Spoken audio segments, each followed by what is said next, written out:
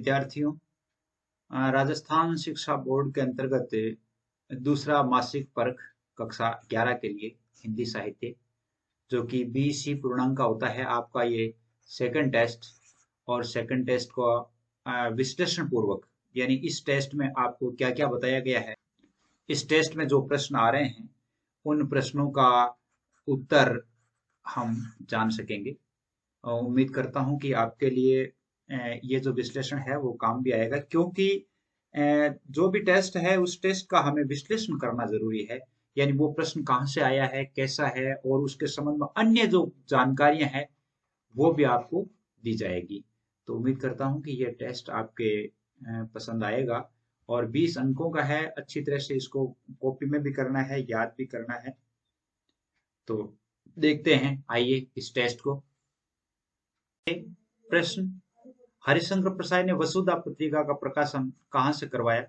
आगरा से, जबलपुर से, कानपुर से, दिल्ली से। तो उत्तर हो जाएगा जबलपुर से, इसका 2 नंबर उत्तर हो जाएगा। दोपहर का भोजन कहानी का वर्णनीय विषय है। दोपहर का भोजन जो कहानी है उसमें किसका वर्णन किया गया है? गरीब एवं निम्न मध्यम वर्गीय परिवार का, और इसके अलावा पूंजीपति एवं गरीब के शोषण का, राजनीतिक घटनाओं का, उपयुक्त सभी का नहीं। इसमें गरीब एवं निम्न मध्यम वर्गीय परिवार का वर्णन किया गया है, तो इसमें 1 नंबर हो जाएगा। अगला प्रश्न देखिए। अगले प्रश्न में है कि निम्नलिखित में से हरिशंकर प्रसाद द्वारा लिखित उपन्यास कौन सा है? तट की खोज, पगडंडियों का जमाना, हंसते हैं रोते हैं, वैष्णव की फिसलन। तो इसका जो ये है उपन्यास जो है प्रसाद जी का लिखा हुआ तट की खोज है, इसमें 1 नंबर हो जाएगा। टॉर्च बेचने वाला कहानी का प्रतिपाद्य विषय क्या है? टॉर्च बेचने की कलाओं का ज्ञान करवाना, आस्थाओं के बाजारीकरण और धार्मिक पाखंड पर प्रहार करना, साधु संतों की पवित्रता का ज्ञान करवाना, उपयुक्त सभी विषयों का। तो इसमें होगा आपके आस्थाओं के बाजारीकरण और धार्मिक पाखंड पर प्रहार, तो इसमें 2 नंबर उत्तर हो जाएगा इसका। अगले प्रश्न में देखिए, आपके अगले प्रश्न में है कि टॉर्च बेचने वाला अपने साथी से कितने वर्ष पश्चात मिला? 20 वर्ष पश्चात, 10 वर्ष पश्चात, 15 वर्ष पश्चात और 5 वर्ष पश्चात। तो वो कितने वर्ष बाद में मिला था? 5 वर्ष बाद में मिला था। रंगे राघव के पूर्वज जयपुर कहाँ से आए थे? तमिलनाडु से, दक्षिण आर्काट से, कानपुर से और आगरा से। वो आए थे दक्षिण आर्काट से, तो इसका उत्तर 2 नंबर हो जाएगा। गूंगा किशोर बेसहारा हो गया था क्योंकि, क्या कारण था? उसके पिता मर गए थे, उसकी माँ उसे छोड़कर चली गई थी, बुआ फूफा उसे मारते थे, उपयुक्त सभी कारणों से। तो गूंगा किशोर बेसहारा हो गया था, बिल्कुल सही है। उसके पिता मर गए थे, उसकी माँ उसे छोड़कर चली गई थी, बुआ फूफा मारते थे, ये सभी कारण है। इसका उत्तर हो जाएगा 4 नंबर। आप सभी की सुविधा के लिए 9610208295 इन नंबरों पे व्हाट्सएप ग्रुप का निर्माण किया गया है, और व्हाट्सएप ग्रुप बॉयज और गर्ल्स के लिए अलग अलग है। तो आप अपना नाम लिखें, अपने विद्यालय का नाम लिखें, और बॉयज या गर्ल्स जो हैं वो लिखें। निःशुल्क है, किसी प्रकार की कोई फीस नहीं है। आप व्हाट्सएप में ऐड हो सकते हैं और संपूर्ण पाठ्यक्रम का अध्ययन आप अच्छी तरह से कर सकते हैं। देखिए आगे 8वां प्रश्न है कि चमेली ने गूंगे को चिमटा से क्यों मारा? क्यों मारा था? वह बिना बताए भाग गया था, उसने चोरी कर ली थी, गांव के बच्चों को पीट कर आया था, बार बार कहने पर भी खाना नहीं खा रहा था। इनमें से कौन सा कारण? वह बिना बताए भाग गया था, रानी घर से भाग गया था, और वो तो खाने का इंतजार कर रही थी और वो घर से भाग गया था। अगला प्रश्न देखिए। अगला प्रश्न है कि सुधा अरोड़ा का जन्म कब हुआ? 1948 ईस्वी में, 1900 ईस्वी में, 1936 ईस्वी में, 1945 ईस्वी में। सुधा अरोड़ा का जन्म हुआ था 1948 ईस्वी में, इसका 1 नंबर उत्तर हो जाएगा। ज्योतिबा फुले के मूल विचार संग्रहित नहीं है, कहाँ नहीं है? गुलामगिरी में, किसानों का प्रतिशोध में, पंखों की उड़ान में, सार्वजनिक सत्य धर्म में। इनमें से ये सारे हैं। सार्वजनिक सत्य धर्म सहित ये पंखों की उड़ान इनकी पुस्तक नहीं है, तो इसका उत्तर हो जाएगा 3 नंबर। ज्योतिबा फुले द्वारा प्रतिपादित आदर्श परिवार की उदाहरणा में नहीं है। पिता बौद्ध हो, माँ ईसाई हो, बेटी मुसलमान हो, बेटा पारसी हो। तो इनमें से कौन सा है जो उनके द्वारा बताया गया उसमें से नहीं है? तो इसमें 3 तो है, लेकिन बेटा पारसी हो ऐसा नहीं है। उसमें लिखा हुआ है बेटा पारसी हो, नहीं लिखा हुआ है।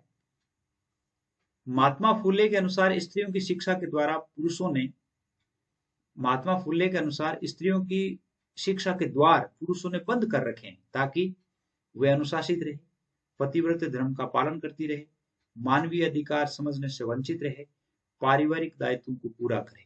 तो इसका अर्थ है 3 नंबर इसका उत्तर हो जाएगा, वे मानवीय अधिकार से समझने से वंचित रहे।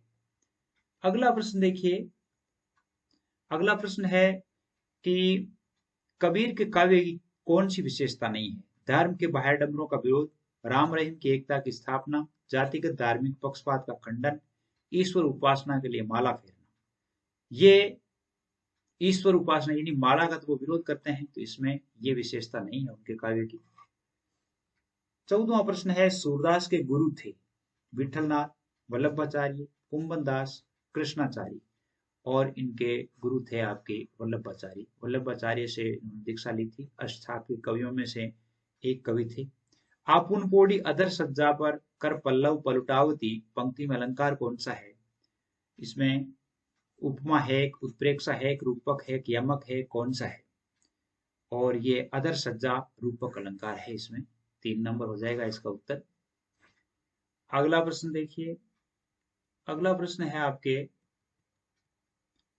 देव ने अपनी रचनाओं में किन छंदों का सर्वाधिक प्रयोग किया है? दोहा सोरठा का, छपे चौपाई का, कवित सवैया का, रोला और दोहा का। इनमें से किसका प्रयोग किया है?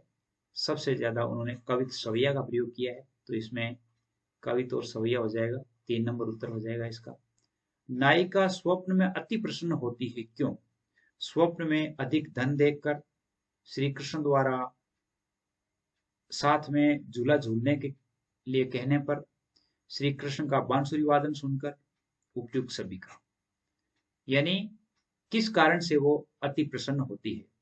और वो अति प्रसन्न होती है श्री कृष्ण द्वारा साथ में झूला झूलने के लिए कहने पर। तो इसका उत्तर हो जाएगा 2 नंबर। अगला प्रश्न देखिए, अगला प्रश्न है कि छायावादी कवियों में सबसे अधिक भावुक एवं कल्पनाशील कवि के रूप में चर्चित रहे हैं कौन? महादेव वर्मा, सूर्यकांत त्रिपाठी निराला, जयशंकर प्रसाद, सुमित्रानंदन पंत। तो इसमें सबसे ज्यादा चर्चित रहे हैं आपके सुमित्रानंदन पंत, जो प्रकृति के कवि कहे जाते हैं। और ये जो 4 स्तंभ है छायावाद के, चारों स्तंभ तो चारों सही है, लेकिन सबसे ज्यादा भावुक कवि के रूप में है वो सुमित्रानंदन पंत का नाम आता है। सुमित्रानंदन पंत द्वारा रचित कविता संध्या के बाद उनके किस काव्य संग्रह से ली गई है? कौन से काव्य संग्रह से ली गई है? युगवाणी से, ग्राम्या से, लोकायतन से, चिदंबरा से। कौन से ली गई है? ग्राम्या से ली गई है। कौन से ली गई है? ग्राम्या से ली गई है। अगला प्रश्न देखिए, अगला प्रश्न है आपके कि जड़ अनाज, क्या लिखा है कि जड़ अनाज ढेर सदृश, जड़ अनाज ढेर सदस्व ही वह दिन भर बैठा गद्दी पर, पंक्ति में कौन सा अलंकार है? उत्प्रेक्षा है, उपमा है, यमक है, श्लेष है, कौन सा है? और इसमें है आपके सदृश शब्द आया हुआ है, इसका अर्थ है कि उपमा अलंकार है। यानी जैसे सदृश है, सम है, सा है, ये जब वाचक शब्द होते हैं तो वहां पर उपमा अलंकार होता है। उम्मीद करता हूं कि आपको पसंद आया होगा। दोनों प्रकार के टेस्ट है, तो दोनों प्रकार के टेस्ट आप हल कर लीजिए। जैसे अगला टेस्ट, यानी 2 तरह के टेस्ट है इसमें, तो दोनों टेस्ट आप हल कर लीजिए। आज बस इतना ही। जय हिंद, जय भारत। अगले टेस्ट के लिए शुरुआत देखिए, यानी 1 से लेकर के ये भी 20 प्रश्न है, बहुत ही सरल सरल प्रश्न है। तो अगले टेस्ट के देख लो इसके साथ ही। तो देखिए इन प्रश्नों को। पहला प्रश्न है, कबीर के गुरु का नाम क्या था? कबीर के गुरु का नाम रामानंद जी था, तो इसका अर्थ है कि इसमें बे आ जाएगा। कबीर ने अंतिम समय में शरीर त्याग किया, यानी अंतिम समय में कहाँ शरीर त्याग किया था वो हमें बताना है।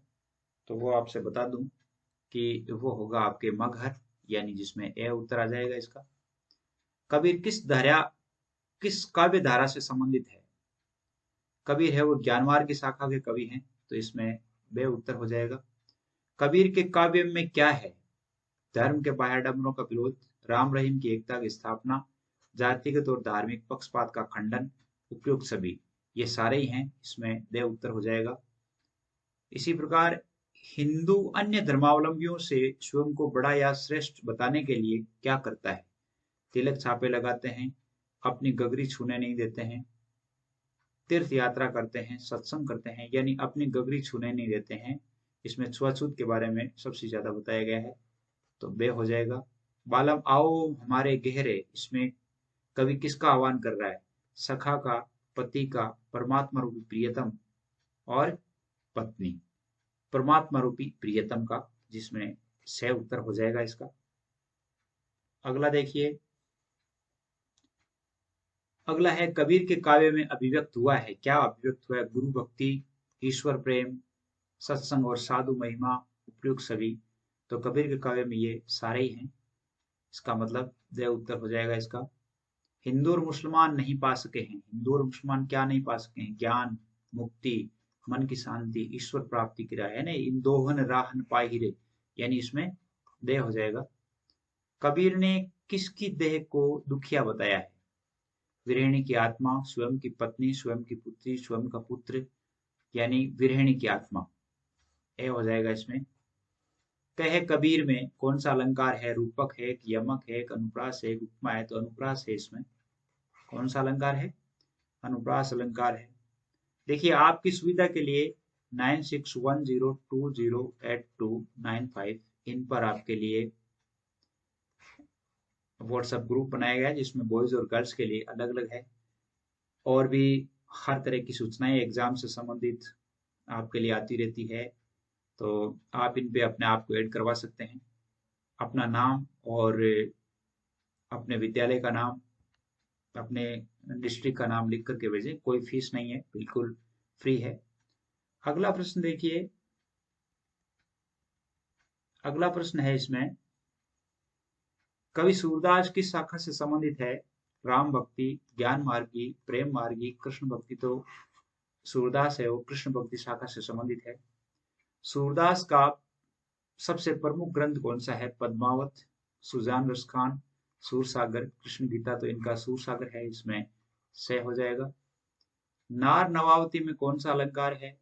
उपमा है, उत्प्रेक्षा है, अनुप्रास है, रूपक है। तो इसमें नार नवावती में अनुप्रास अलंकार है, दे हो जाएगा। खेल में अपनी हार कौन नहीं मानता? श्रीदामा, श्री कृष्ण, सखा, गोपे। तो इसमें श्री कृष्ण है, श्री कृष्ण अपने हार नहीं मानता है। खेलन में को काको गुसैया, कवि से क्या आशय है? खेल में सभी खिलाड़ी बराबर नहीं होते, खेल में काका गुस्सा करता है, खेल में स्वामी सेवक का भेदभाव नहीं होता, उपयुक्त सभी। इसमें से सही है, क्या है इसमें? से सही होगा। सखाओं के खेल में कौन जीता? श्री कृष्ण, श्री दामा और गोप ग्वाल, कोई नहीं। इनमें से कौन जीता? और इनमें जीता है श्री सीदामा। कौन जीता था? श्रीदामा जीता था। इसी प्रकार आगे देखिए, सखाओं के अनुसार श्री कृष्ण खेल में किस बात को लेकर अकड़ दिखा रहे हैं? उनके घर में श्रीदामा से अधिक गायें थी, उनके घर में बहुत सारा मक्खन था, नंद बाबा का बड़ा रोग था। इनमें से कोई नहीं। उनके घर में श्रीदामा से अधिक गायें थी, इसका मतलब ए उसमें सही है। गोपियों ने बंसी की सैया किसे माना है? श्री कृष्ण के हाथों को, श्री कृष्ण के अधरों को, श्री कृष्ण के बिछोने को, श्री कृष्ण के पीताम्बर को, श्री कृष्ण के अधरों को। तो इसमें बे हो जाएगा।